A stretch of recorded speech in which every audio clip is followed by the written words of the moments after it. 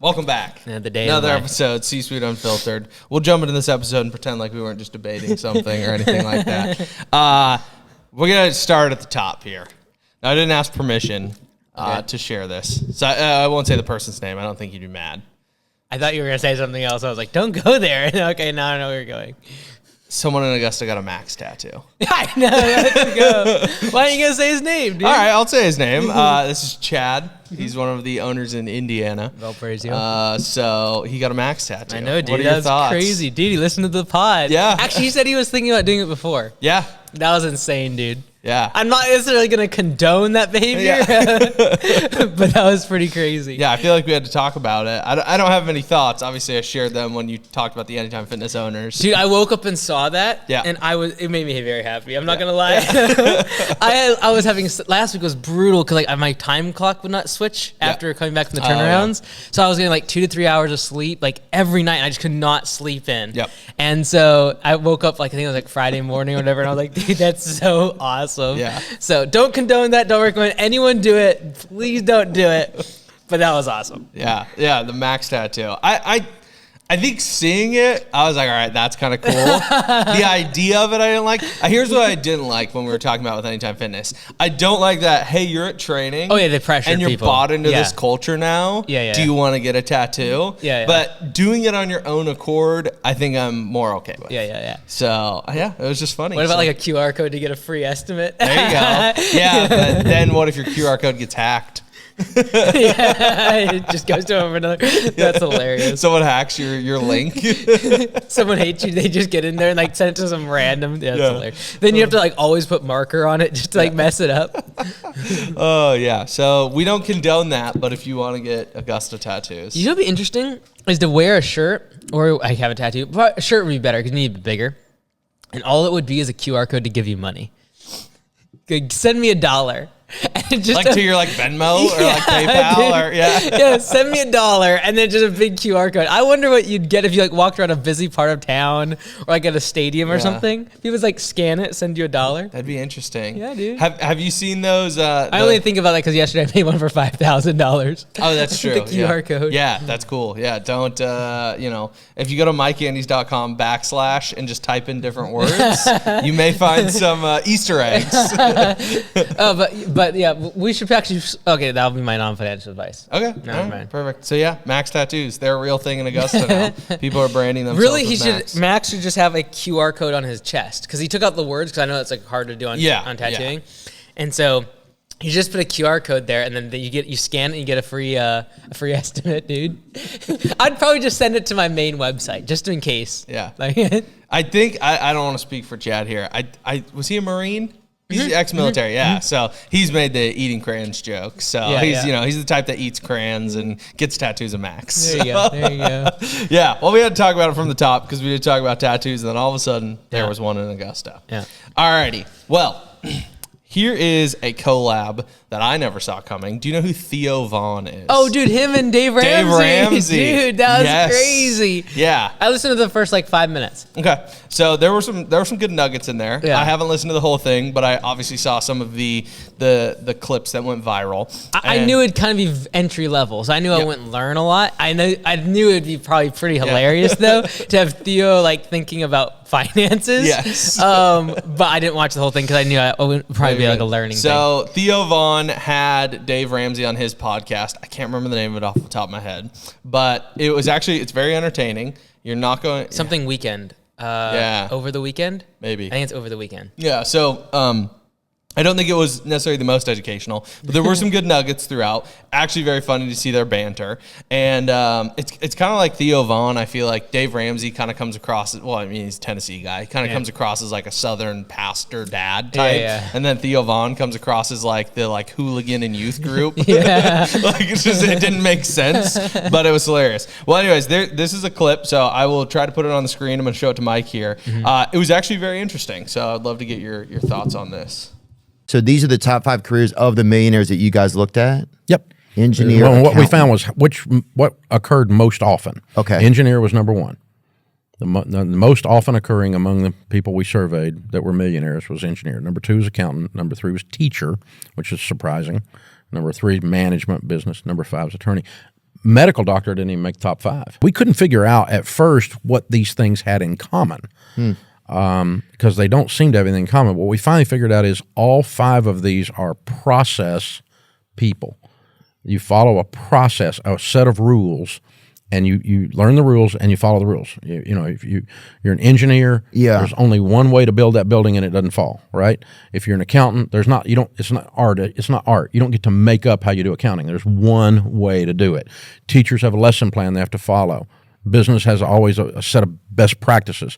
Attorneys, there's the law, right? And you can only conduct yourself in court a certain way, or the judge will smack you backwards, right? And so all of these are process people. So they discovered, because of the way the brain worked that led them into these careers, they discovered the process of living on less than they make, living on a budget, starting to invest, being generous, paying off their house, that kind of stuff. And they follow that process, and that's what got them there. Theo reminds me, when he's like processing something, of dial-up internet. like that, like the face is literally their mind, just like. I like it's just like I'm following. I like him a lot more than Andrew Schultz as they've gotten like popular. Yeah. Andrew's gotten more like, I don't know, just like a little high on his own supply a little bit. Yeah, fair enough. A little bit like cocky sometimes. Yeah. Whereas like Theo just is like such a goofball, dude. I love it. Yeah. So, anyways, any initial takeaways on that? Basically, Dave Ramsey is explaining to Theo Vaughn, hey, these are the most common jobs for millionaires that we researched. And, I didn't look up the article on, Ramsey.com or whatever. I'm assuming this is a pretty big pool that they tested. Obviously, they have a ton of resources in financial research. But he basically says, hey, these are the top 5 careers of millionaires. It was attorney, teacher, engineer, business management, and then, I'm blanking on the last one. Something else. Yeah, something else. So what are your thoughts on that? I think all those people are very financially conservative. And so I think to become a millionaire in your career over the course of 40 years, you just need to be able to save. Mm-hmm. Like, theoretically, anyone can become a millionaire in 40 or 50 years if they can just save. Yep. And so the reason I don't think a doctor is in there is because it's set a level of prestige that you need to spend. And so in order to become a millionaire, you need to be able to save. Like if your goals are decamillionaire or 100, or a billionaire, then you need to be focused on earning. Yep. Right. But that's why like teachers is so crazy, I think, for some people to think, but it's also like, it's such a conservative financial move because you are like almost like thought of like, you need to be living on small and like you are used to that, especially because you start in a very low paying and then you graduate and eventually become like where you can teach at a professor level, et cetera. But like attorneys, like they're conservative because they see all liabilities, they see all issues, they see all risk. So they're very conservative. Engineers think about process, they think about structure, they think about foundation, they think about support, and like depending what type of engineer you are.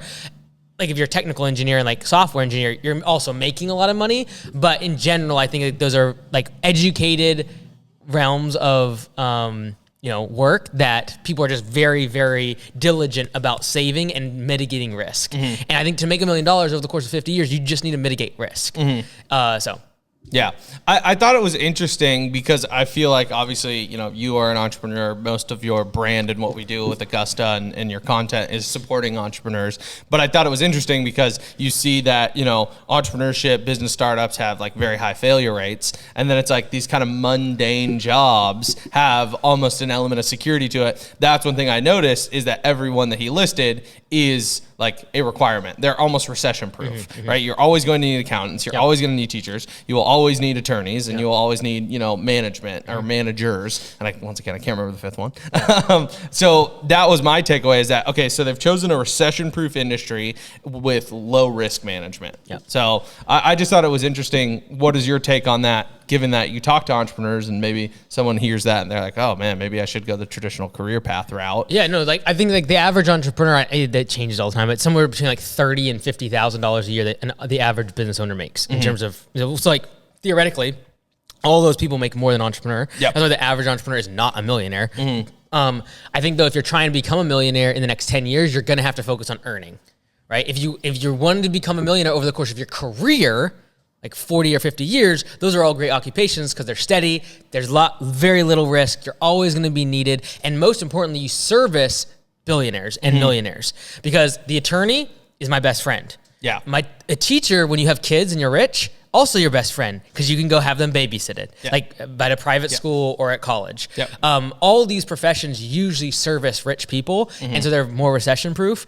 And so if you're looking at 40 to 50 years to become a millionaire, that's probably the route to go. If you're like, in the next 10 years, I want to become a millionaire, you're going to have to focus on earning. So it becomes like, what's your time horizon? And then what level of risk are you willing to have? Because if you're going to go after I want to become a millionaire in 5 to 10 years, you're going to have a huge amount of risk. Probably like 70, 80% of people, 90% of people probably will not be able to do that. And so would I rather go after the 90% of people over the course of 50 years make $1 million?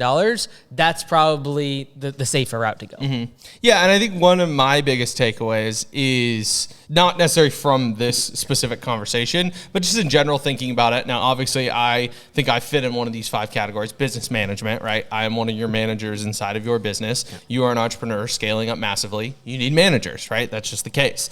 I think what's interesting is that people typically don't step back and realize like, oh, I'm playing a different game than you, right? If the world of economics and finance and business ownership and creating wealth is just a game, right? It's just ones and zeros. Well, I'm playing a different game than you are, and that's okay. And it's frustrating when people, and I'm speaking for entrepreneurs here, not as one, like give unsolicited advice to entrepreneurs because they're in this career path, right? And that's where I'm very cautious with my advice to entrepreneurs, even though I have been in a coaching role and a support role to entrepreneurs, is I don't want to give unsolicited advice because I realize you're playing a different game than me. But I also feel like there's a flip to it where sometimes entrepreneurs or these business people, they'll look down on the other. And it's like, well, you don't have to look down on them. Like, you're playing football, you're playing baseball. It's not one's better than the other. You're just playing a different game. What are your thoughts on kind of that thought perspective? Business fundamentals don't change regardless of whether or not someone is an entrepreneur or not. Like, what is the right decision in any case for business is still the right decision regardless of where that advice comes from.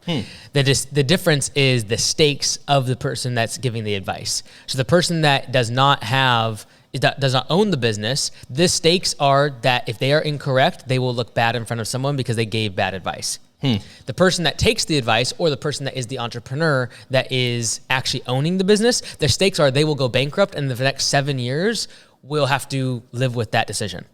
And so the stakes of being owner versus not are massively different. So I'm just trying to use your example of coaching. Yeah, totally. What's not different is what's correct for the business to do. And so what I think is important for a business owner to do is to actually strip away the risk analysis and be like, oh, I'm not listening to this person because they have higher or lower risk than me. It's like, what is the right business decision based upon the data? And then actually being able to strip from that. That's why if someone actually has that mentality, that's why a lot of business owners that are really successful will go to comedians or they'll go to philosophers because it's like they don't need to have someone that has high stakes. Like a comedian saying something funny is not a high stake environment, but I can take what they say like that's useful for this business case and I'll be able to make that decision. Or take some philosophy that has no high stakes, it's like highfalutin words, but boil that down and make it for my business decision. And so I think that it takes a level of humility to be like, oh, I'm not going to listen to them because they haven't, done exactly what and then we all make excuses as to why we can't listen to the correct business advice. And so in my opinion, the business advice is either wrong or it is right. Whether or not it comes from someone that has the same risk profile as you, you'll have to strip away if you actually are interested in having the right business decision. And that's why like sometimes listening to people who have no idea what they're talking about in terms of business is still a good move because they'll come up with an idea that you're like, that is 90% correct. I can refine it and it'll work. And I think it takes a level of humility to do that though.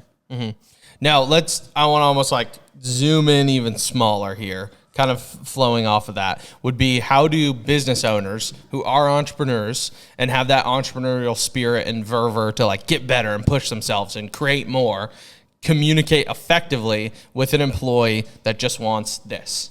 Like, not saying that they're an underperforming employee, but they just want to be an employee. Like, they want to work their 40 hours a week and be done. Like, do you feel that there's a disconnect with that communication? And if there is, how do business owners, entrepreneurs more effectively communicate with these types of people that just want the secure career path? They just matter of like aligning incentives, right? Like, okay, do you want me to use you and me as an example? Sure. Okay, so like I'm open. If we attain the goals that we are going to with Augusta, right? Like, I will become a billionaire. you'll become a deca millionaire, right? The risk profile is what determines that risk, that the output of the reward, right? And so if you came to me like, hey, I want no salary, but I want a piece of the business, right? I'd be like, first off, you're crazy. Secondly, is like, okay, well, if you're willing to give that much risk, the profile at which the output of your reward will be significantly higher. Totally. And so if someone's going to take wages, whether they're the owner or they're the employee, if you're going to take wages, i.e. how I look at it is that you're taxing the business. So I try to think of the business as separate from myself. So if I can not tax the business, it will have more money to be able to grow, and it'll increase my risk, but it will lead to a higher outcome in the future. And so that's why I've always been like a big proponent of like living so small, because I don't have to tax the business. And so we already know from Economics 101, less taxes, higher economic output, higher growth, higher GDP growth, etc.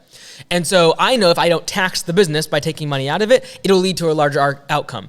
If for an employee's perspective, if they can say, okay, I am willing to forgo wages for equity, what they're doing is they're saying, I'm willing to not tax the business, but then get skin in the output and the game of where the business can become. I don't recommend most people do that because the downside of most businesses is so small, and if you don't own the majority stake of the business, you also can't control it. The nice thing, the reason I would take that risk is that I feel like I have full control. Yeah. And so if I lose, it's my fault. I don't want anyone to ever have, I would never recommend you do what I just said, because then if I do something stupid, then all of a sudden you've worked for years, you have nothing to show for it, and you have nothing to, there's no output in the end. Right. And so it's simply a matter of what risk profile, and then that's why I just think it's kind of crazy when people go after billionaires and things like that. I do think they should pay more in taxes. I do think they should pay their fair share. But also it's look, they put massive amounts of risk and they created massive amounts of value. And so if we actually strip out the fact, is it fair that they pay billions of dollars in taxes or millions of dollars in taxes, and you actually get paid by the government, and you drive on the same road, you use the same services, and if you call the police, they come to your house the same? That's the type of thing where it's just what you risk is what you're going to be, your output's going to be. Yep. And unfortunately, in entrepreneurship right now, we glorify the people who actually do win. And so everyone thinks that you have a 20, 30% chance of winning, when it's way less. And the risk profile is so much greater. And so, even locally inside of Augusta, we've been looking, 5% of people that are quitting every year. Okay, let's say 5% of people quit at Augusta every year. That's a 20-year average of tenure. That's far greater. And when I look at that, it's 20-year average, we know that people will be successful because I need them to be in the system for 5 to 6 years, typically before they actually start seeing the fruit of their labor. Entrepreneurs, we're ADD, we need results in 5 to 10 years. But these people are willing to forego it for 40 to 50 years. And even though they have way less risk and way less output, because they are willing to forego getting the return for 5, 10 years, but rather 40 or 50 years, that's why they become millionaires.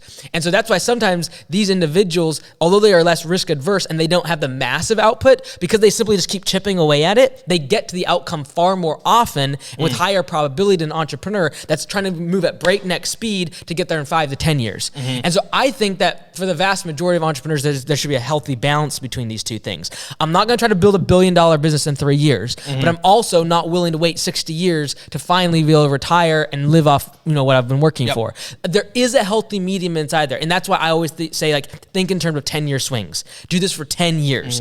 Most entrepreneurs think, can I do this for this week or this month or maybe this year? But if you can think in terms of 10 years, I believe that's a healthy balance between dependability of becoming a millionaire and then also wanting a higher a higher outcome with greater risk. Anyways, I went on a way tangent there, but there you go. I mean, it was phenomenal. I could just keep going. So I'll keep spinning on the tangent then. What do you feel like entrepreneurs need in order to not fall into the pattern of what can I do in a week, in a month, in a year?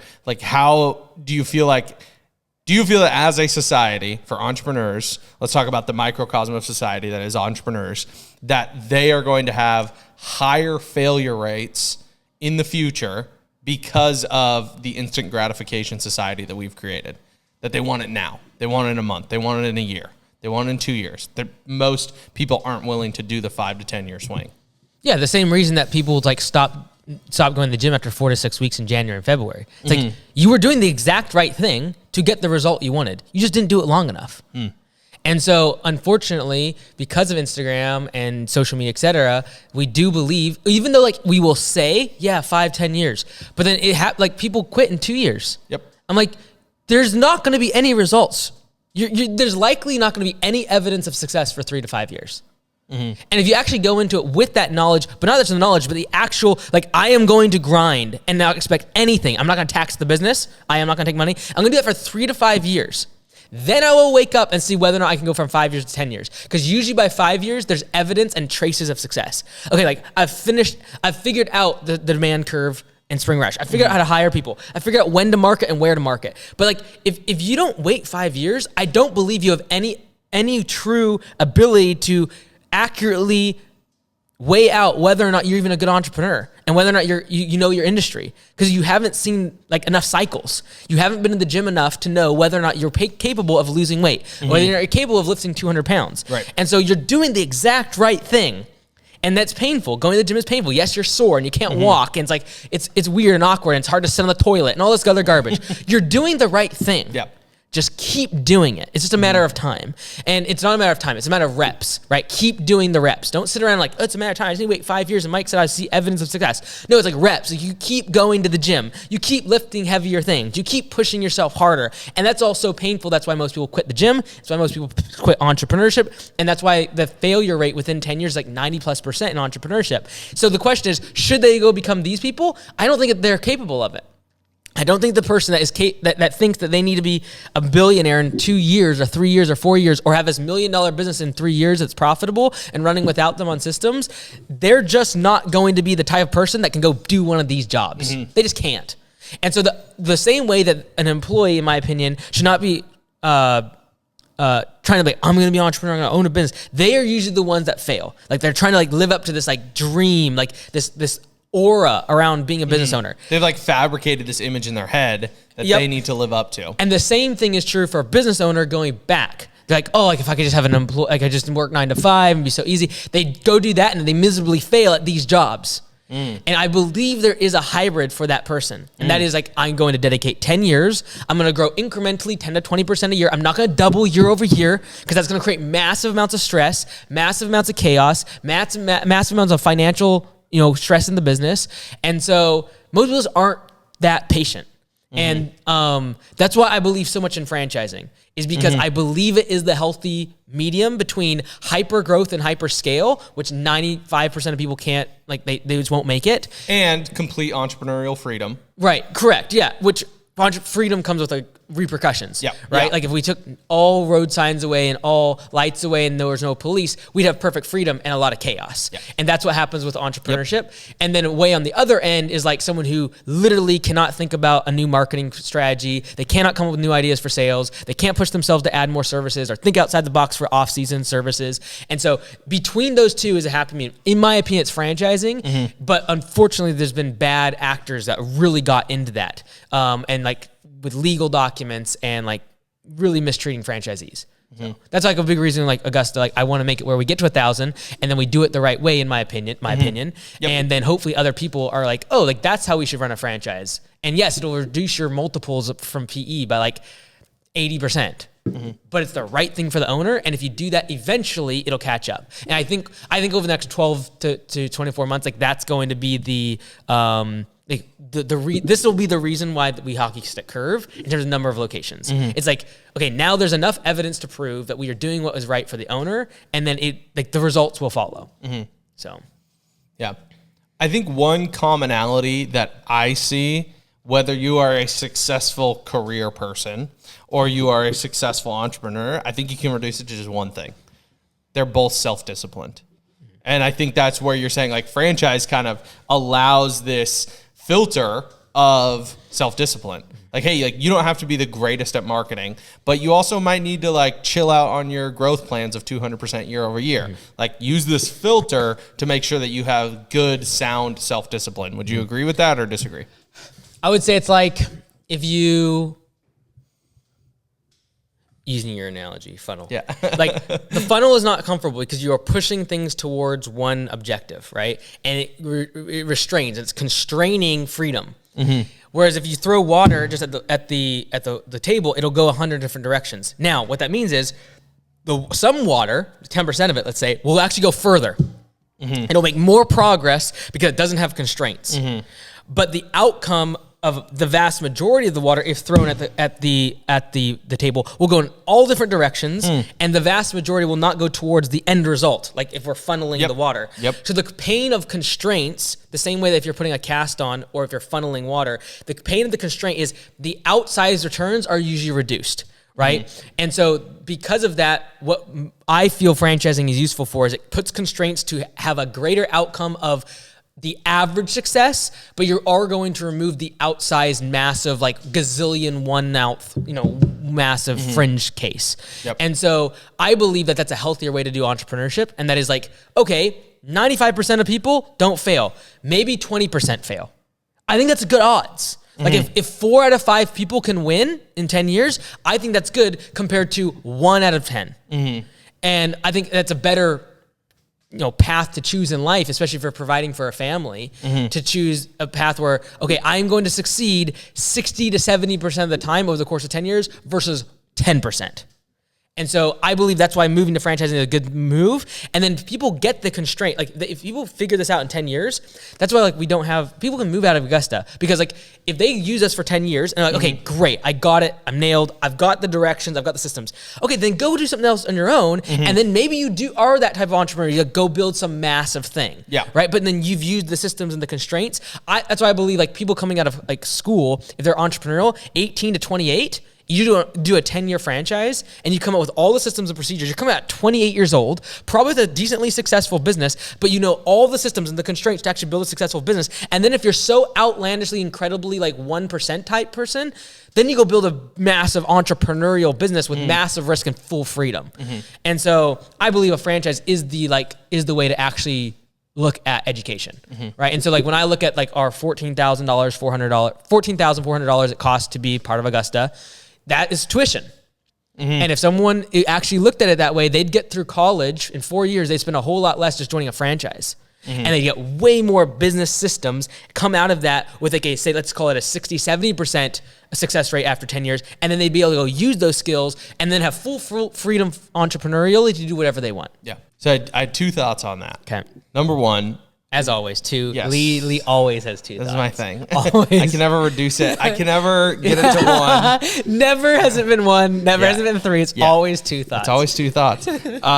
The first one is you need to use that analogy. At conference, imagine you got this giant funnel. Yeah. And then you did your whole, well, I guess this is full, so I'm not going to, okay, you get a big funnel. I'm talking a huge industrial one. Yeah. And then you're like, hey, this is, and then you get a big white sheet of paper and you get some blue liquid. A big funnel. Yeah, exactly. Or you get some blue liquid and you go, this is without a funnel, and you make this motion. Yeah. And then that blue liquid goes everywhere.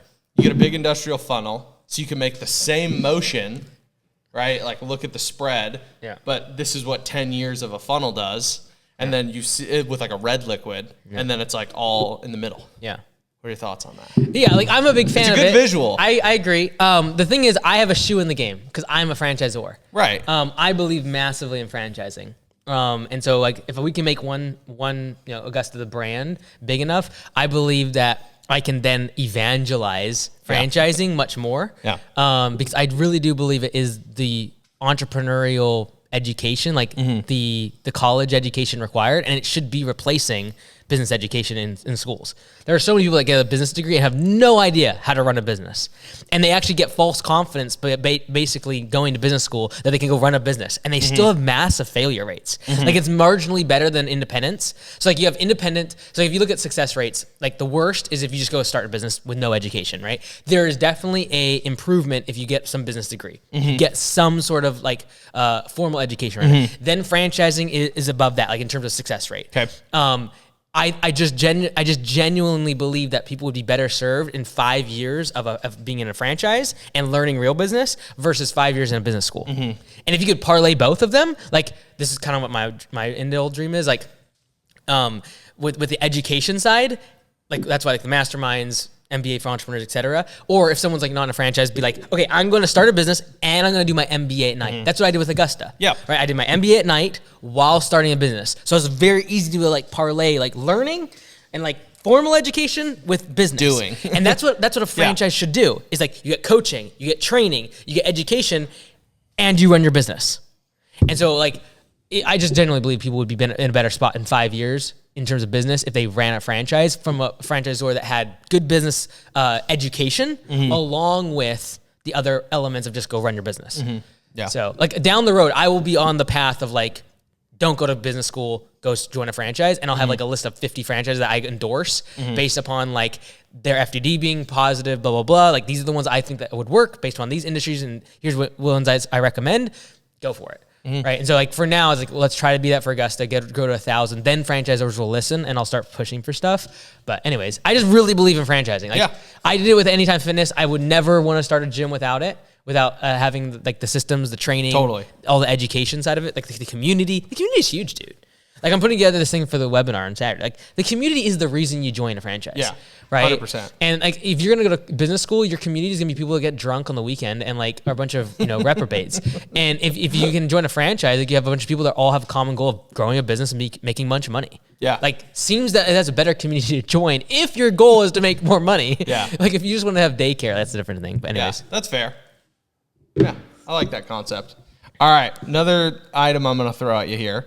Share this graph with you. This is from Finance Buzz. Right. Now, I saw a headline about this. I'm assuming this data is accurate, but I'm sure there's some room for error. This is fast food price inflation. Yeah. And I really mainly have one question for you, but basically this is a survey of 10 different menu items per restaurant. So they did a good sample size. It wasn't like, oh, we're just going to look at, the Big Mac from McDonald's and we're going to look at the taco from Taco Bell. Like they did 10 items per restaurant. And they looked at 10-year inflation. So this is from 2014 to this year. McDonald's price increases are at 100%. Popeye's chicken is at 86%. Taco Bell is at 81%. The lowest of like these mainstream brands is going to be Subway at 39%. And they have the actual inflation rate, 10-year inflation rate on food and consumables is at 31%. So my question to you, Mike Andes, how do fast food places get away with this? I actually don't think it has anything to do with getting away with this. I think that this is a faulty chart. Okay. As with 95% of charts. Yes, I know you're not a big chart guy. Not a big chart guy. I'm a big fan of charts. I just want to know how the data was collected. Correct. So for example, actual inflation of 31% is a blended average, I would imagine, of all CPI, Consumer Price Index. I'm assuming so. Which blends all inflationary goods and services. The thing that actually affects these restaurants is food costs, transportation, and labor. All of which has had a far greater inflationary pressure than things like technology that has actually gone down in price over the course of the time. So if I'm going to look at the actual inflation, you're going to be taking into account technology that has brought down CPI index over the course of the past 10 years. Okay. The cost of so much has gone down on the technology side. Labor, 2014, I know I could hire someone for $12 to $14 an hour and get a good employee. Now, double that. So 100% makes a lot of sense. Yep. A pound of beef, way more. Fuel costs, way more. The cost to transport that meat, which is heavy, and whatever other goods I'm servicing. Refrigerate it. All of that is going to cost more. Why? Because I have more EPA regulations, the fuel costs more, and the driver costs twice as much. So, in my opinion, this is a faulty graph. Fair it's enough. like, let's look at inflation. Let's look at labor inflation over the past 10 years. Let's look at food costs inflation. Like when you go to the grocery store, the cost of everything in the past 10 years has gone up dramatically, 30, 40, 50, 60%. Totally. So like, don't blame these food restaurants that are also doing it. Are they also making more margins and profits? Yes. But if they actually went too high, if they went too much, inflated the prices too much, guess what would happen? Consumers would stop spending money there. So the alternative to buying from a fast food restaurant, if you're on that end of the socio graph, is to go buy it from a store. Well, if the store's prices have also gone by 50, 60, 70%, but they also have less labor intensive work compared to these fast food restaurants, which is going to have a more inflationary pressure because you've added more labor compared to just throw it on the store shelves and have someone pick it off. Yes, you're going to have more price increases.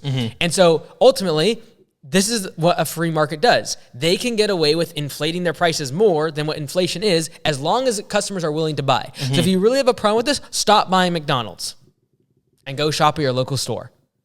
And I would reason to believe that over the past 10 years, the grocery store is also inflated by 50 to 60%.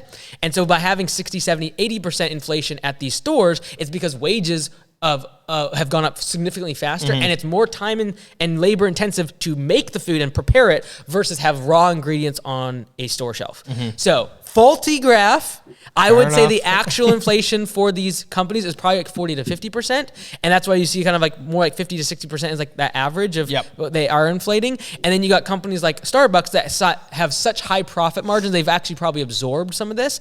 Also, these are the most tech-enabled companies typically because that's deflationary. They can absorb more costs and they cannot have to raise prices because they have the app, because they do online ordering, because they really figure out drive-through. Like these are the type of things that you use technology and systems to be able to drive costs down. But ultimately, if they can get away with it, that's what a free market does. And if you don't like it, don't go buy their food. And if you don't do it enough, guess what they'll do? They'll lower prices. Yeah, fair enough. I respect that take. I will say Starbucks, this is something we've never talked about. It's basically a bank. Have you looked into those articles? Yeah, very cool. It's very cool. It's super cool. Yeah. I was getting a gift card for my sister-in-law, and I was like, do I really want to get this at Starbucks? But like, I she lives in a different state, so I was like, well, I mean, it's the easiest thing to get is an e-gift card. But I'm like, I'm literally just giving Starbucks a loan. Yeah. It's crazy. And as soon as they digitize it, you have so much more data. Yeah.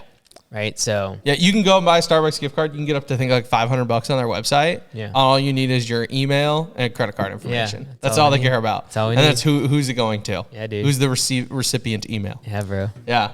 Crazy. All right.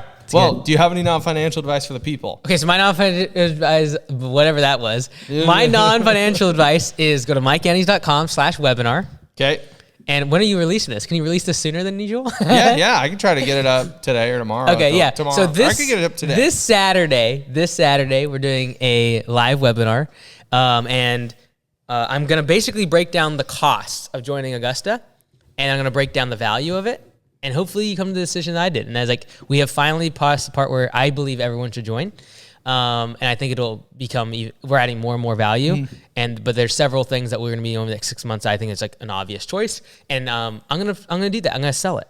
Like we haven't sold Augusta for ages. Yeah. You never really have. Like until like the very first like webinars and all that, I was like before we started, like to get it the first 10. And so we've mostly just gone off of people joining, people looking at the content, joining. Now we're going on the offensive. We're going all out. Yeah. And mostly the reason for that is when I talked to Alex in Las Vegas, like getting 1,000 locations will drive down our customer acquisition costs by more than half because of brand awareness. And that's something I hadn't connected. It's like more locations will be better for our owners. And I hadn't made that connection yet. And he's like, if they had any button that you could push, like what would they want?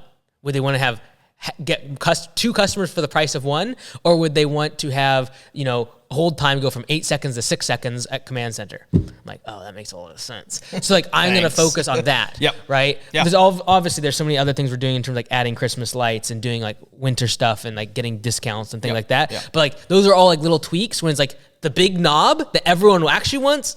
I can achieve that now, especially because now I think it's actually valuable and I'm confident in saying that. Yeah. So anyways, this Saturday, if you want to be sold, go to mikeandes.com/webinar, and then I'm going to actually break down every single cost, every single line item, and then you will come to the conclusion as to whether or not is the right fit for you. Yeah. Good. I love it. Well, my non-financial advice is a video from 5 months ago. It is from a small YouTube. So for everyone to watch. Okay. It is from a smaller YouTube channel. Instantly is what it's called. Instantly. They only have 20,000 subscribers. Okay. So, not much bigger than us here at the C-Suite Unfiltered. But this video only has 50,000 views. Okay. And they interviewed Alex Ramsey, and the email title, and this will relate, I promise. I think I got this. Cold Email Masterclass with Alex Ramsey, and then the guys from Instantly. Now, a lot of us aren't doing like cold email lead generation, but I feel like most of the audience has a home service business, which means you have a customer database, which means you send out typically newsletters and or cold emails. Right. This is like a 30-minute just masterclass, quite literally. It's in the title. I saw that. It is phenomenal. There's a great section on like increasing show-up rates, and he has like his inflection points for doing cold email and cold outreach. Did you share this with Christian? I already did. Yes. Yeah. So I shared this with the salesman from Copilot, Christian.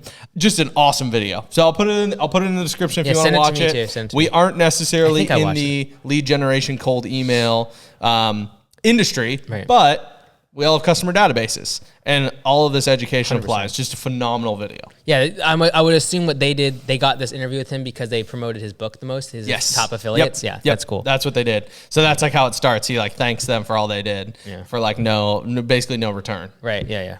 So then Good for them. Well, they got this return. So Yeah, that's good, dude. But it's like it's 50,000 views. Yeah. It's like this is gold. But it's one of those videos that most people aren't gonna watch because it's not clickbaity. It's a long form, one shot. So most people aren't gonna pay attention to it, but it is great. Yeah. You know what's funny is about Alex is most time when you get closer to people that are like famous or like considered really good, you kind of like actually think less of them because you see all their hinder parts and their weaknesses.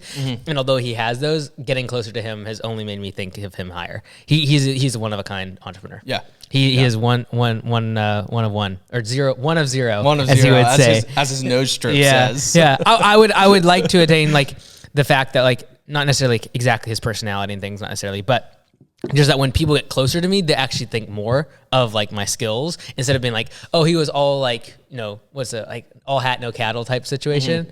And so, like he's sharp. Like in Q&A to me is like the telltale sign of whether or not someone is really at and how they respond. But he's a great dude. Yeah. He's smart, very smart. Cool. Well, that's the pod. Like and subscribe. Dude, when I was young, Jewel was a child person's name. So if somebody said, you Jewel, I would be like, no, I'm Theo.